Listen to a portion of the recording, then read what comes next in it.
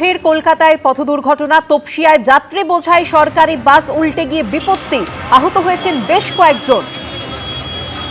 হিন্দল দে আমাদের প্রতিনিধি রয়েছেন এই মুহূর্তে টেলিফোন লাইনে।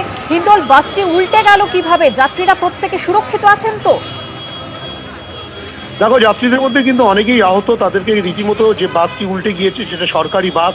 এখনো পর্যন্ত পুলিশ সূত্রে সেটাই জানা যাচ্ছে যে সেই বাসের পিছনের দিকের যে কাঁচের অংশ থাকে সেই কাঁচের অংশ ভেঙে কিন্তু যাত্রীদেরকে বের করে নিয়ে আসা হচ্ছে। তুমি দেখতে পাচ্ছ স্থানীয়রা কিন্তু রীতিমতো সেই কাজে হাত লাগিয়েছেন, স্থানীয়রাই উদ্ধার কার্য চালাচ্ছেন।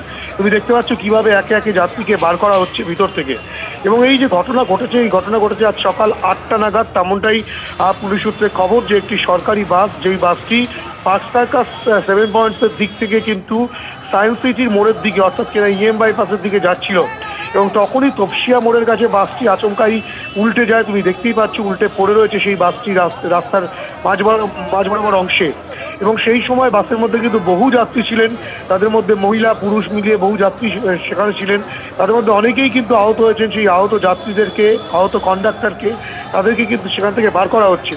এই যে গোটা বাসটি যে উল্টে গেল, কিভাবে উল্টালো, সেক্ষেত্রে কি সামনে কেউ চলে এসেছিল সেই কালে আপৎকালীন যে ব্রেক কষার কারণেই কি বাসটি উল্টে গেল, নাকি বাসে কোনো যান্ত্রিক ত্রুটি ছিল, সেই বিষয়টা পরবর্তী ক্ষেত্রে স্পষ্ট হবে। কিন্তু এখন যে কাজ দেখা যাচ্ছে যে স্থানীয় যারা রয়েছেন তারাই কিন্তু উদ্ধার কার্যে হাত লাগিয়েছেন। পুলিশ ঘটনাস্থলে পৌঁছেছে ঠিকই, কিন্তু প্রাথমিক যে উদ্ধার কার্য সেই উদ্ধার কার্য কিন্তু স্থানীয় যারা রয়েছেন তারাই কিন্তু করছেন। এবং স্বাভাবিকভাবে এই দুর্ঘটনা সকাল 8টার সময় ঘটলো পার্ক সার্কাস তপসিয়া মোড়ের কাছে।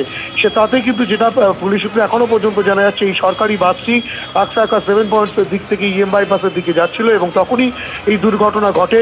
নিয়ন্ত্রণ হারিয়ে বাসটি উল্টে গেল, না যান্ত্রিক ত্রুটির কারণে, নাকি সামনে কেউ চলে আসার কারণে, এমার্জেন্সি ব্রেক কষার কারণে এটা ঘটেছে, সেটা এখনো পর্যন্ত স্পষ্ট নয়। প্রাথমিকভাবে যাদেরকে যারা আটকা পড়ে রয়েছেন, যারা আহত হয়েছে, তাদেরকে উদ্ধার করে নিয়ে যাচ্ছে। অনেককেই কিন্তু চিত্তরঞ্জন হাসপাতালে পাঠানো হচ্ছে, তেমনটা পুলিশ সূত্রে জানা যাচ্ছে। গোটা ঘটনায় পুলিশ এখন গোটা বিষয়টি যেমন খতিয়ে দেখছে, তার পাশাপাশি উদ্ধার কার্য চলছে। এবং যে বাসটি উল্টে গিয়েছে, এই উদ্ধার কার্যের পর সেই বাসটিকে রাস্তা থেকে সরিয়ে নেওয়ার একটা কাজ চালানো হবে।